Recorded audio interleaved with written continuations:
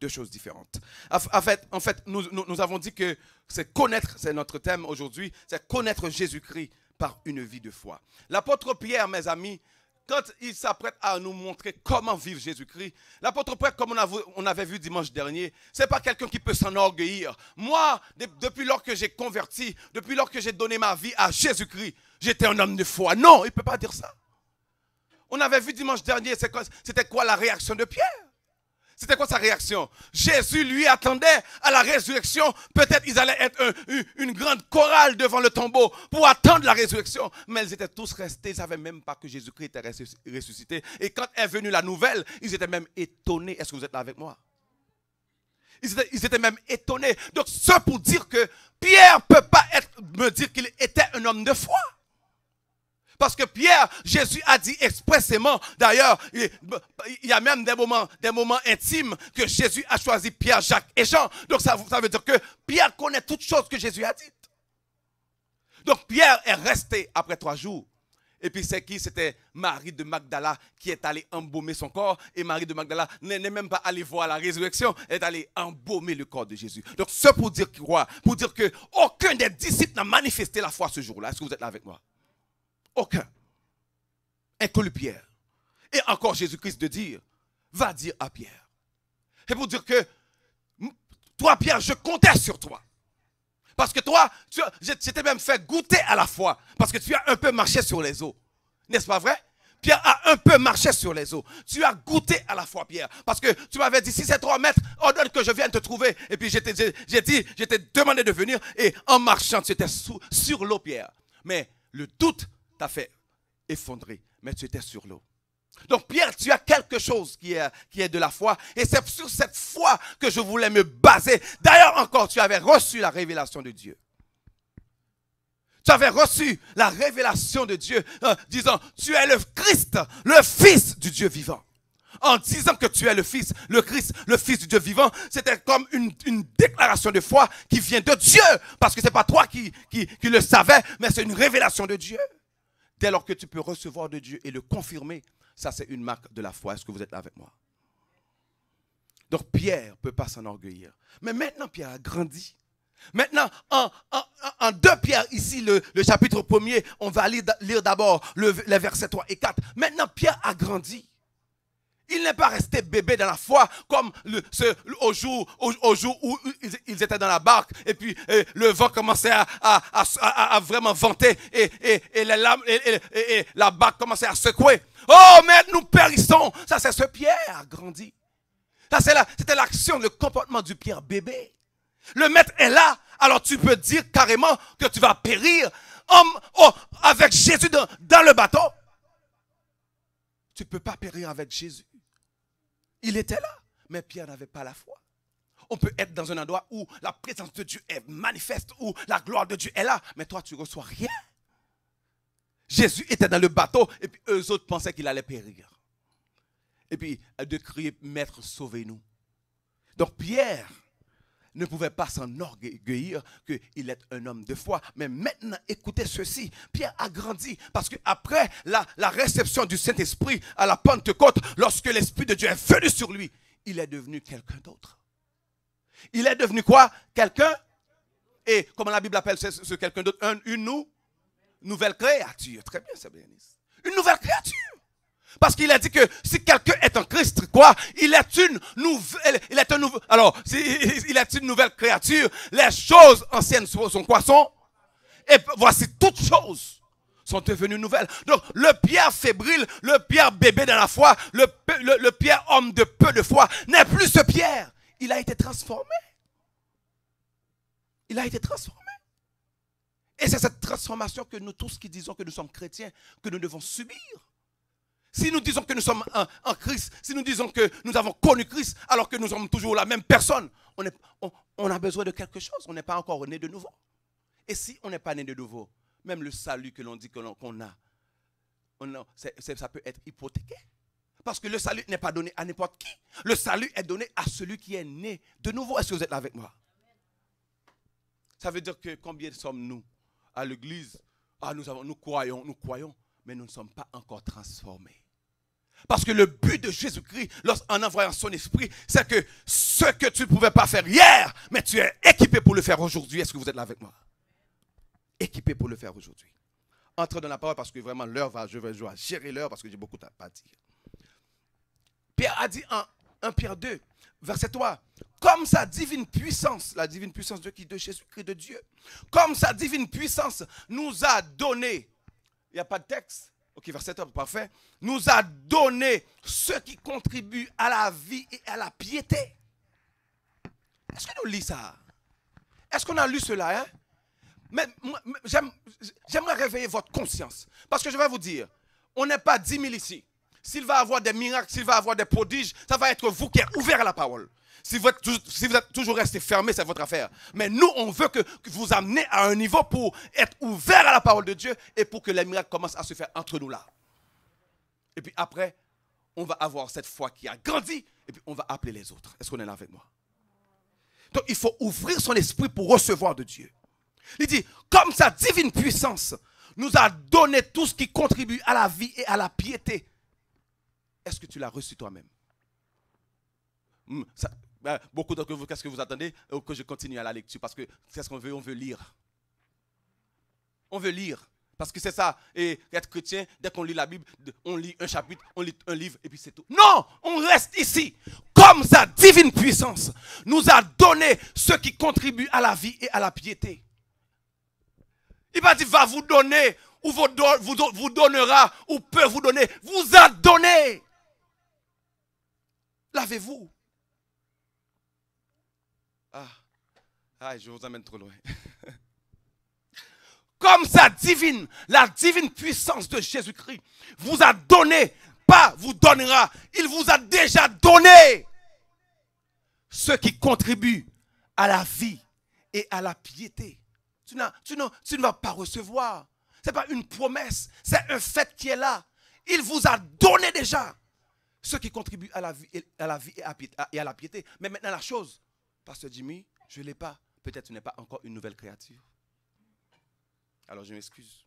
Je ne suis pas là pour vous frustrer, ni pour vous frapper, mais pour vous faire reconnaître, apprendre à connaître la parole réellement comme elle est. Comme sa divine puissance. Non pas vous donnera, peut-être si c'était vous donnera, on aurait cru que c'est une promesse, ça va arriver un jour. Non, c'est déjà fait. Vous a donné ce qui contribue à la vie et à la piété. Il vous a déjà donné ça. Vivez-vous une vie pieuse, une vie correcte, à la piété, au moyen de la quoi? De la connaissance de celui qui vous a appelé par sa propre gloire et par sa vertu. Par quel moyen vous a-t-il donné cette vie? C'est au moyen de Jésus-Christ. C'est lui qui vous a appelé. Et dès lors qu'il vous a appelé, il vous a donné déjà ce qui contribue à la vie et à la piété. Il vous a déjà donné cela. Verset 4. Comment vous allez avoir ce qui contribue à la vie et à la piété? C'est au moyen de comment? Par la connaissance de qui? Ça veut dire que mon titre, c'est connaître celui qui vous a appelé par sa propre gloire. Bon, je simplifie un dos, connaître Jésus par une vie de foi. Est-ce que vous l'avez? Donc, mon titre, c'est connaître Jésus. Donc, comme sa connaissance, au moyen de la connaissance de celui qui vous a appelé par sa propre gloire et par sa vertu. Tout ça, ou d'accord, qui pas bon envie ou accepter, c'est où vous voulez. C'est où vous voulez. Parce que pour décider pour rentrer dans la pratique par la réelle, pour dire, comme sa divine puissance. Il n'est pas pour mon bagage vague, non? Mais c'est puissance qui entre dans moi. Boum, il faut qui ça, la vie et la piété en homme. Ça veut dire que le pape fait toute saleté, me fait yo. Dès lors que me dit, je suis Jésus-Christ vrai, mais menti, me gardem la vie, me gardem la piété. Si je ne pas yo, c'est parce que je ne pas voulu utiliser, mais on dame déjà ce qu'on l'avait. On nous descend verset 3, verset 4. Lesquels nous assurent de sa part les plus grandes promesses, alors les plus grandes et les plus précieuses promesses, afin que par elles vous deveniez participants de la nature divine. Waouh! Est-ce qu'on comprend ce qu'on lit maintenant? Ces promesses nous donnent déjà ce qui contribue à la vie. C'est quelle vie? Lesquelles nous assurent de sa part les plus grandes et les plus précieuses promesses. Ça nous assure les promesses de Dieu. Qu'est-ce qui nous assure les promesses de Dieu? C'est le moyen qu'il nous a donné. C'est la connaissance de Jésus-Christ que vous êtes avec moi. Qu'est-ce qui nous assure les promesses de Dieu? C'est la connaissance de Jésus-Christ. Et connaître Jésus ne veut pas dire, pasteur Jimmy, moi je connais Jésus parce que moi je peux réciter Somme 23. On vous applaudit très bien, vous connaissez Somme 23. Mais ce n'est pas ça connaître Dieu. Connaître Dieu, c'est mener ta vie à la façon de Dieu. Mener ta vie à l'image de Jésus-Christ. Comme sa divine puissance vous a donné ce qui contribue à la vie et à la piété, au moyen de la connaissance de celui qui vous a appelé par sa propre gloire et par sa vertu. Lesquelles, qu'est-ce qui nous assure des promesses de Dieu? C'est la vie et la piété qu'on doit mener, mes amis. Comment on va mener cette vie? Par la connaissance de Jésus-Christ. Par la connaissance de Jésus-Christ. Il n'y a pas à vous donner des mots hébreux, des mots grecs. Non, c'est simple. Le seul moyen de vivre cette vie qui mène à la piété, c'est en connaissant Jésus-Christ. Et en recevant ce qu'il a fait pour nous. Verset 4. Lesquels nous assurent de sa part les plus grandes promesses, les plus grandes et les plus précieuses. Quelles promesses Jésus fait nous? Je ne suis pas capable de mais pas dans le texte là, mais il y a une qui me donne un esprit très clair. Sous Éphésiens chapitre 1er. Il parle de béni soit Dieu le Père de notre Seigneur Jésus-Christ, qui nous a bénis de toutes sortes de bénédictions dans les lieux célestes en Christ. Bénédiction pour la base sur terre, mon Dieu, bah, seulement. Ça dans le ciel, bagaille dans terre, pas rien, c'est reflet, mais vraie bénédiction sans les lier. Qui nous a bénis de toutes sortes de bénédictions dans les lieux célestes en Christ. En lui, Dieu nous a bénis. Bénis avant la fondation du monde, pour que nous soyons saints et irrépréhensibles. Est-ce qu'on saint vrai? Est-ce que ça reproche vrai? Il vous a béni avant la fondation, avant le monde même a été créé. Tu as été béni. Jésus-Christ te connaissait déjà. Il te connaissait. Tu étais dans la pensée de Dieu. Et il t'a béni même avant la fondation du monde. Alors que qui croit? Dès lors que le monde est fondé et qu'on est créé, on sort d'Adam, on est né pécheurs, n'est-ce pas? On est né pécheurs. Quelle parole ça loupe en pile monde là, non? Est-ce que nous l'avons? Il vous a béni avant la fondation du monde. Vous connaissez que malgré tout ça, bon Dieu fait, il a toujours été comme pas rien. Il a toujours été comme sans valeur. Il a toujours été attribué tête, il a mesuré tête avec machine pour conduire, avec rad qui est sous yo, avec et ça a possédé. Non! Tu es quelque chose. Depuis avant la fondation du monde, il vous a béni de toutes sortes de bénédictions. Pourquoi comprendre ça? Pourquoi comprendre ça? Ou pas jamais non vie liberté vrai. Là où on a pour les patrons poser mais pour pas faire non. Négoué qui fait là et pas magie non, moun pense c'est magie, mais pas magie, mais c'est connaissance ça yo vinn gagner.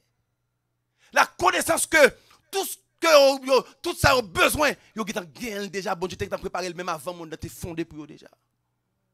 Là en fait dans temps ça là, c'est pas un hasard que tu es né en ce temps. Je vous avais déjà donné un verset. Parce qu'il y a une gloire que Dieu veut manifester. Si peut-être c'était Abraham, peut-être ça n'aurait pas été cette gloire qui aurait été manifeste. Maintenant, il a choisi Abraham pour ce temps. Mais toi, pour ce temps-ci, c'est toi-même. Prépare-toi pour mener, pour faire éclater la gloire de Dieu. Moi, je sais qu'il va se lever ici. Un peuple qui va être puissant. Puissant, et Ottawa connaîtra et le centre de la foi mieux qu'un hôpital.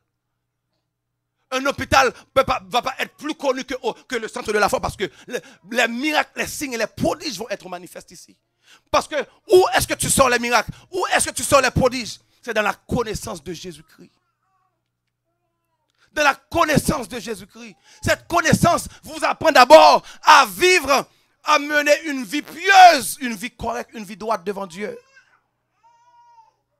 Est-ce qu'on est là? Là, nous parlons avec. Est-ce que vous êtes là avec moi? Amen. Donc maintenant, connaître Jésus-Christ, c'est la clé pour vraiment vivre le verset 4 qui vous dit que lesquels nous assurent les plus grandes et les plus précieuses promesses. Ce qui veut dire que si tu ne connais pas encore verset 3, Jésus-Christ, au verset 4, tu ne seras pas assuré des plus grandes et des plus précieuses promesses de Dieu. Parce que le problème, parce que tu as refusé d'obéir au premier principe qui est là, le verset premier, de connaître Jésus-Christ, parce que c'est en connaissant Jésus-Christ, parce que tu vas être assuré pour les plus grandes et les plus précieuses promesses de Dieu. Ah, nous prêcher non là. Parce que nous ne pouvons pas gagner devant nous. C'est juste, après c'est entrer dans l'introduction là, malheureusement.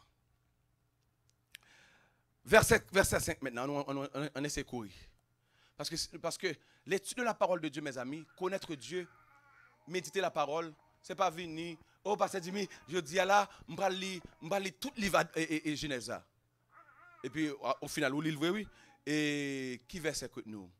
Ah, non, tellement pas quatre versets, non, reste sur seulement le premier verset, qui peut être simplement un seul verset, mais un verset qui va quand même t'instruire sur Dieu. À quoi bon connaître beaucoup de paroles, mais sans vraiment vivre ces paroles? Connais au moins 2 versets, mais applique-les dans ta vie. Applique-les dans ta vie. À cause de cela même, à cause que Dieu, tu vas mener une vie correcte, une vie pieuse. Et cette vie, tu vas la mener dans la connaissance de Jésus-Christ. Et Jésus-Christ, et comme il a dit, quand tu connais Jésus-Christ, ça t'assure les plus grandes et les plus précieuses promesses. Maintenant, à cause de ces promesses-là, à cause de cela même, faites tous vos efforts pour joindre à la foi. Ce qui veut dire que ce n'est pas seulement la foi est partout. Donc, tu vas mettre beaucoup de choses, mais ces choses se joignent quoi? Avec la foi. Donc, la foi est au centre de la vie chrétienne. La foi, la Bible est christocentrique et Jésus-Christ est le modèle parfait de la foi. À cause de cela même, faites tous vos efforts pour joindre à votre foi la vertu. À cause que tu mènes une vie pieuse, une vie correcte, et à cause que tu es assuré des plus grandes et des plus précieuses promesses de Dieu par la connaissance de Jésus-Christ. Maintenant, à cause que tu es assuré des plus grandes et précieuses promesses de Jésus-Christ, maintenant, à cause de cela, faites tous vos efforts. Est-ce qu'il dit, prie le Seigneur? Est-ce qu'il dit, jeûne? Est-ce qu'il dit, oh, passe du temps dans la présence de Dieu? Non! Fais quoi? Tous vos efforts. Vous connaissez mon capitaine, c'est bon Dieu pour changer.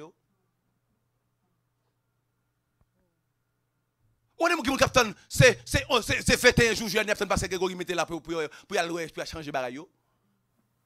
Non! Te changer dépend de toi-même. Mener une vie droite devant Dieu dépend de ta volonté toi-même. À cause de cela, faites tous vos efforts pour joindre à votre foi la vertu. Écoutez bien. Vous avez noté bien que la prière ne fait pas partie de cette liste. Alors vous allez voir. On l'avait lu, vous l'avez noté, mais on va le voir quand même. La prière ne fait pas partie de cette liste. Souvent on pense que, mon bac là, mon bac gérer, mon bac font chaîne prière contre lui là. Ou prier, ou sortir présence de Dieu fort, mais l'autre tourner, les gens ça tue ou éclater, ou dire, il y a prière pas de marcher, non, pour changer tête. Prière bon force pour prier bon Dieu, prière jeune, bon force pour essayer ouais, ça bon Dieu nous fait, mais l'offre une prière elle fait ça le là. Est-ce qu'on l'a même? En pile pays africain, en pile pays noir, en pile pays ça tous ces pays qu'est-ce qu'ils font? Les pays qui prient tous les jours, ils prient, alors que eux autres sont toujours dans la pauvreté, mais des pays comme très occupés parce que les gens travaillent, ils prient quand même, mais ils vont dans toutes sortes d'activités, et puis c'est eux autres qui progressent, La prospérité est là, et puis le pays des Noirs qui prie tout le temps, il n'y a rien, il n'y a aucun progrès réel. C'est parce que ce n'est pas la prière qui libère vraiment. La prière vous donne les armes de connaître Dieu, mais après c'est la pratique de cette vie qui va te libérer. Est-ce qu'on l'a même? À cause de cela même, faites tous vos efforts pour joindre à votre foi la vertu. En essayant tout de mots dans la vertu rapidement. D'abord, on avait déjà dit que on avait parlé que on doit mener une vie qui contribue, comme sa divine puissance nous a donné tout ce qui contribue à la vie et à la piété. Alors c'est quoi la piété, Pasteur Jimmy? C'est quoi la piété? On dit que j'ai pris quelques définitions pour vous. Ça dit attachement fervent à Dieu, respect des croyances et des devoirs de la religion. Définition. La piété. Tout le temps, attendez, mais je clair là. Je mystère ça simple pour. Piété, c'est attachement fervent à Dieu, respect des croyances et devoirs en vertu, et des devoirs de la religion. Ou bien, je dis, attachement fervent aux devoirs et aux pratiques religieuses. C'est ça la piété. Est-ce que tu es quelqu'un qui mène une vie pieuse? Tu es vraiment attaché à Dieu? Tu es vraiment attaché à sa parole? Est-ce que ce n'est pas seulement ce rendez-vous qui peut-être quand tu viens ici, tu prêtes attention un petit peu à ce qu'on dit, et puis c'est tout. Et puis quand la semaine vient, il n'y a rien. Il n'y a rien. Ah ben tu t'attends à ce que tu dois, oh, moi je vais apprendre, je vais prier avec plus de puissance. Moi j'attends que le Seigneur descende. Non, c'est toi qui dois mener une vie qui contribue à la piété. La piété, c'est te rapprocher de Dieu. La piété, c'est laisser vos membres être utilisés par le Saint-Esprit. Tu vas être comme le robot qui est programmé. C'est vrai, c'est plusieurs matériels, des pièces qui sont jouées ensemble. Mais tu vas avoir un programme qui va te faire fonctionner. Ce programme, c'est le Saint-Esprit lui-même. Mais comment peux-tu avoir le Saint-Esprit comme programme qui te dirige alors que tu fais ce que tu veux? Comment peux-tu avoir le Saint-Esprit qui te dirige, qui te contrôle, et puis tu te mets en colère comme tu veux, tu te fâches comme tu veux, et que personne ne peut te rien. Non, c'est impossible. Quand c'est l'Esprit de Dieu qui mène ta vie, tu vas être tenté de prendre le contrôle, mais quand tu t'es déjà abandonné et que tu sais cette volontairement, même si tu as envie, tu dis au Seigneur, non pas ma volonté, même comme Jésus-Christ, mais la tienne. Est-ce que vous êtes là avec moi? Non pas ma volonté, mais la tienne. Donc je dis encore que la piété, c'est être prêt, mener une vie qui est attachée à Dieu. Alors en Jean 17, verset 3, ça dit, « Or la vie éternelle, c'est qu'ils te connaissent, toi, le seul vrai Dieu, et celui que tu as envoyé, Jésus-Christ. » Oh, moi, j'attends, moi, j'ai la vie éternelle assurée. J'ai la vie éternelle assurée. Oh, tu as la vie éternelle assurée? C'est vrai? Eh bien, tu connais Jésus-Christ. Tu connais Jésus-Christ de fond en comble. Tu as la vie éternelle assurée. Alors tu mènes une vie pieuse. Tu es attaché de Dieu. Tu connais Dieu. Oh, la vie éternelle. Tu veux avoir la vie éternelle? N'attends pas que tu vas au ciel. Oh, quand je meurs, je vais. Non, la vie éternelle, c'est sur terre. La vie éternelle, c'est connaître Jésus. La vie éternelle, c'est se laisser guider par le Saint-Esprit. C'est ça la vie éternelle. Maintenant, ça trouble beaucoup d'entre nous. Parce qu'on croit qu'on a la vie éternelle, mais on sait bien qu'on a bien des choses à corriger. On croit qu'on a la vie éternelle, on sait bien qu'on a bien des choses à mettre en ordre.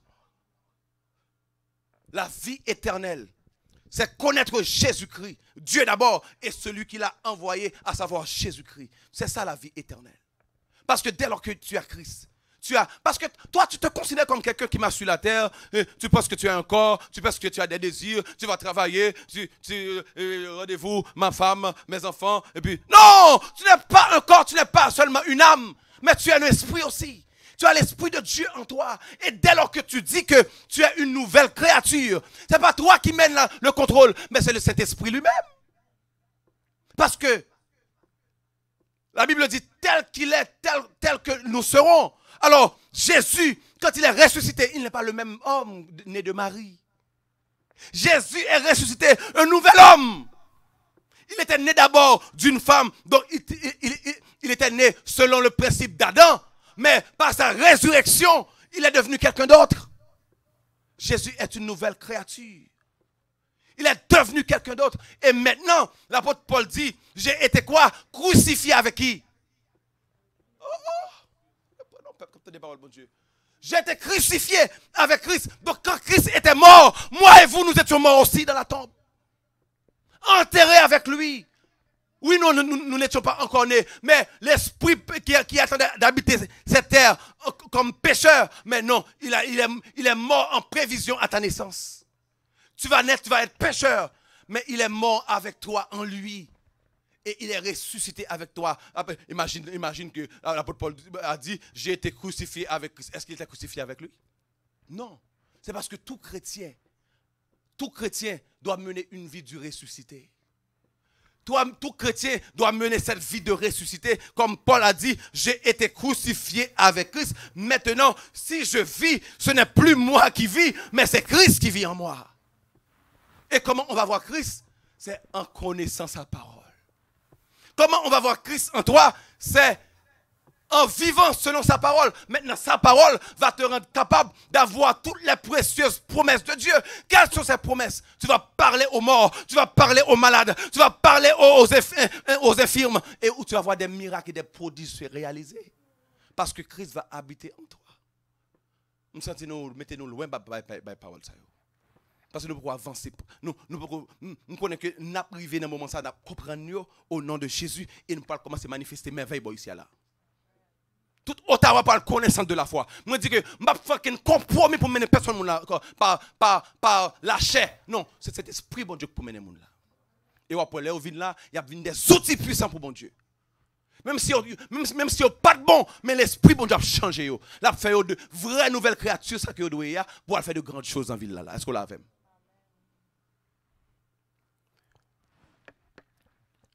1 Timothée 4, verset 8. Car l'exercice corporel est utile à peu de choses. Maman, pas pour me faire ça, non, cousin.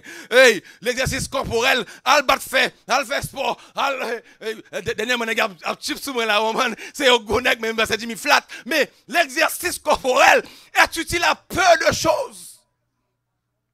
Qu'est-ce qui est utile vraiment? C'est une connaissance de Jésus. La connaissance de Dieu. Tu vas être étonné.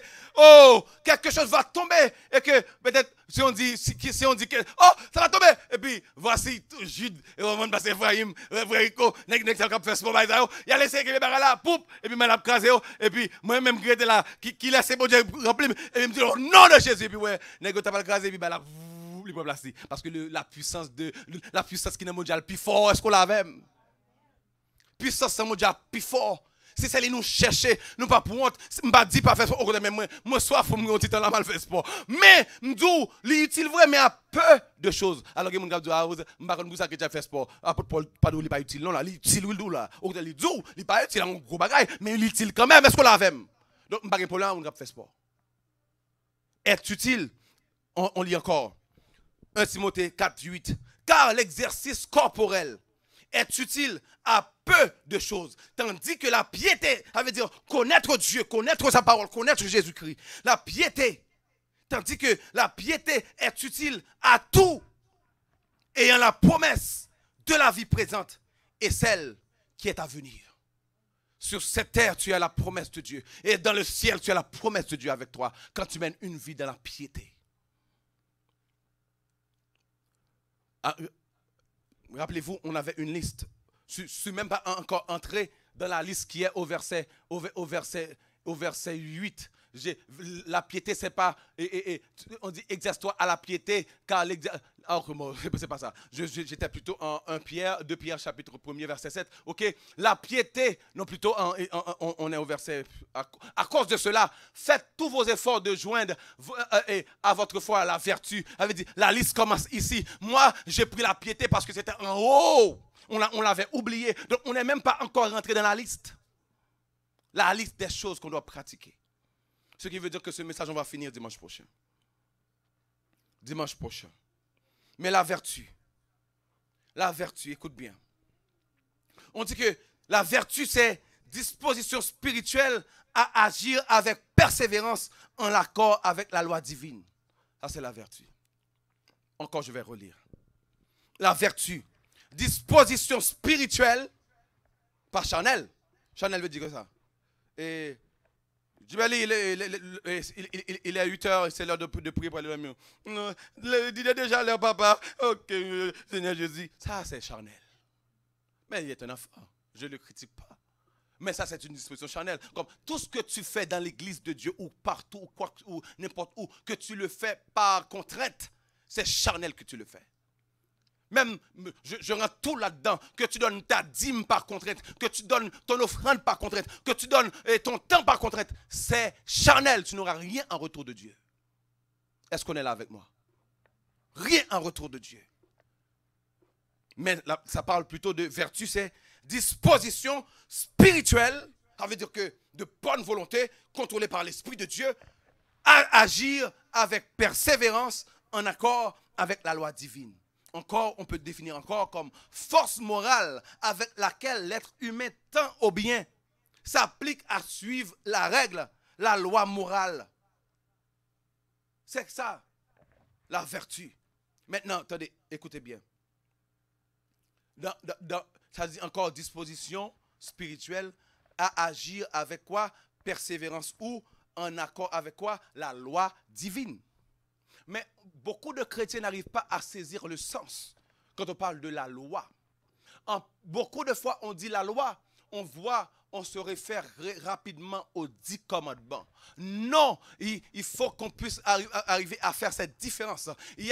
À l'époque de Moïse, il y avait la loi morale, il y avait les lois morales et les lois cérémonielles. Les 10 commandements de Dieu, Dieu les avait donnés pour un peuple qu'il voulait donner un commandement parce que le peuple était, selon qu'il est écrit, ils étaient des âmes vivantes tirées d'Adam. Les âmes vivantes, c'est vrai, ils sont des âmes vivantes, c'est vrai, mais ils ont besoin d'un contrôle. Parce que Dieu a testé et a essayé de voir comment réagissait l'homme en diverses occasions. Jamais un homme n'a pu plaire à Dieu. Jamais un homme n'a pu le plaire. Mais qu'est-ce que Dieu a fait? Dieu, le peuple étant en Égypte, il veut enlever le peuple pour aller à la terre promise. Maintenant, Dieu leur a donné la loi parce qu'il voyait que déjà ce peuple, l'homme avec leur âme, sans l'esprit, ne peuvent pas vraiment lui plaire. Parce que vous savez très bien, avec Adam, on est tous nés pécheurs. Donc, puisque avec Adam, on est tous nés pécheurs, donc l'homme charnel ne peut rien plaire à Dieu. D'ailleurs, il est dit dans la Bible, la chair a quoi? A des désirs contraires à ceux de quoi? De l'Esprit de Dieu.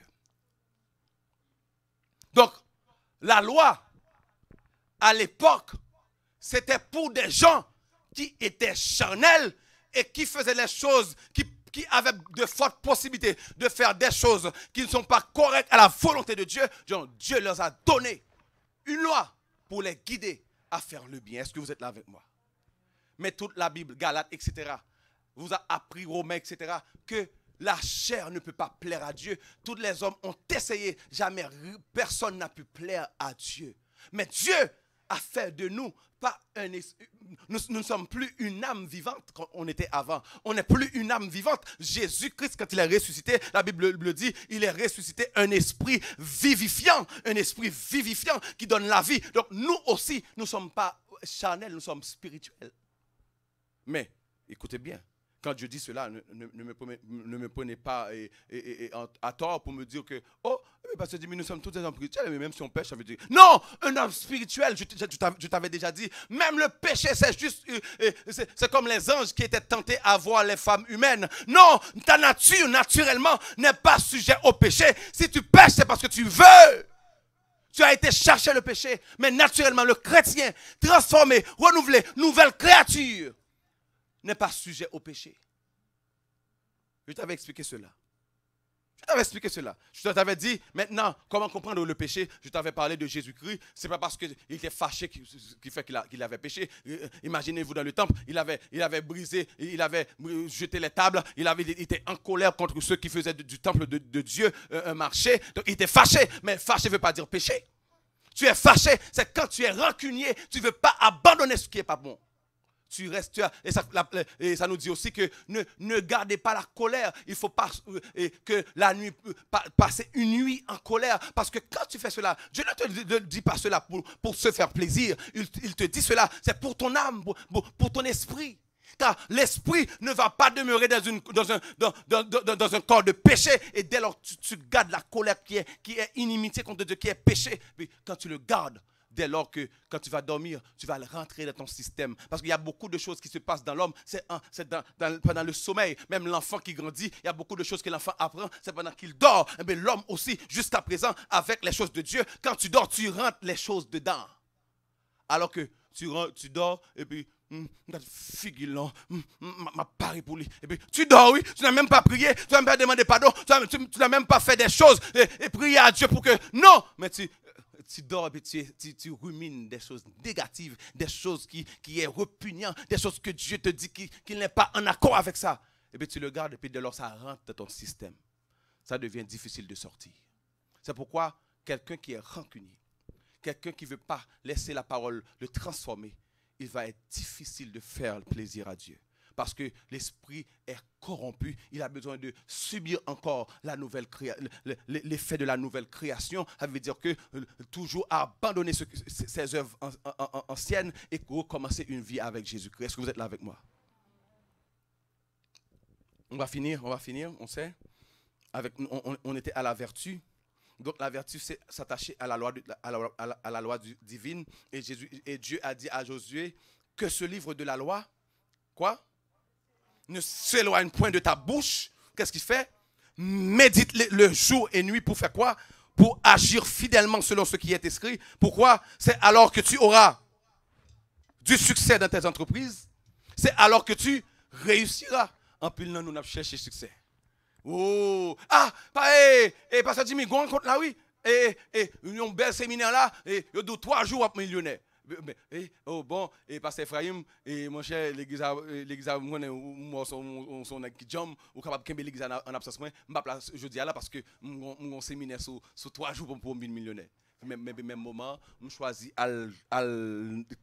abandonner la parole de Dieu. Et seul petit moment que je pour me communier, malgré que je ne pas de temps pour entrer dans la profondeur. Et puis, même moment, mal des riches. Et puis, la Bible dit, oubliez, c'est alors que tu auras du succès. Quand? C'est quand tu restes dans le livre de la loi.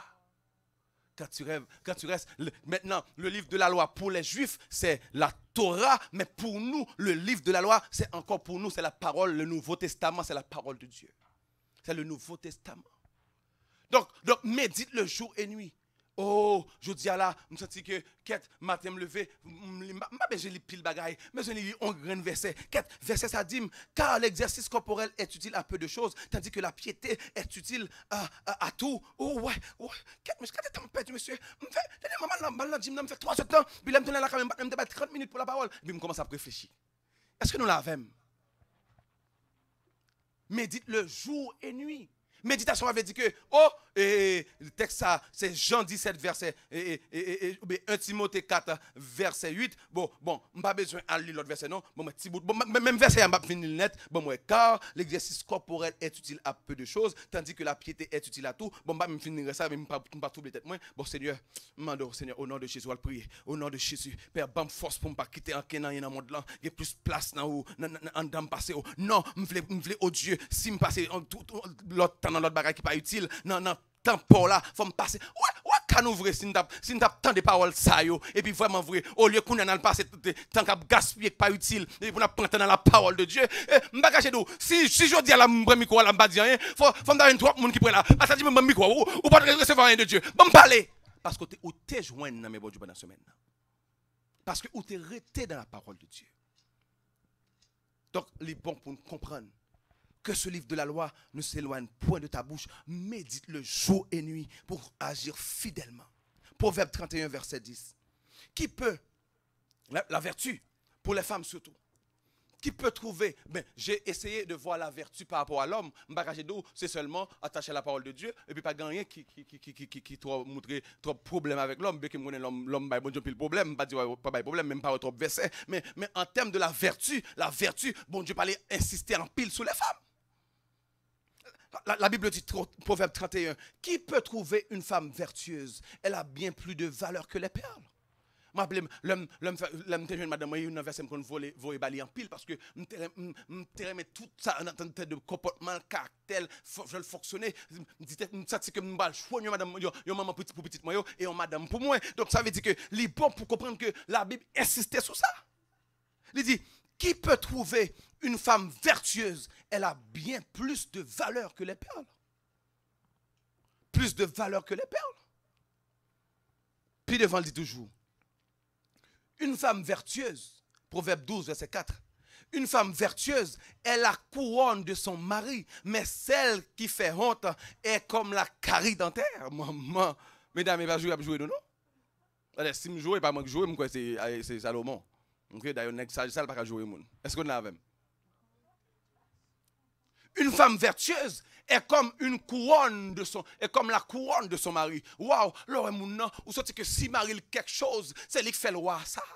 Si mon mari a respecté, c'est à cause de lui. Si mon parle doit être sous mari, c'est à cause de lui. Si mon yo les regarder au sorti qu'elle font famille qui bio, c'est à cause de lui. Une femme vertueuse est la couronne de son mari, mais celle qui fait honte, c'est comme la carie dans les os. Comment maman? Carie dans les os, oui.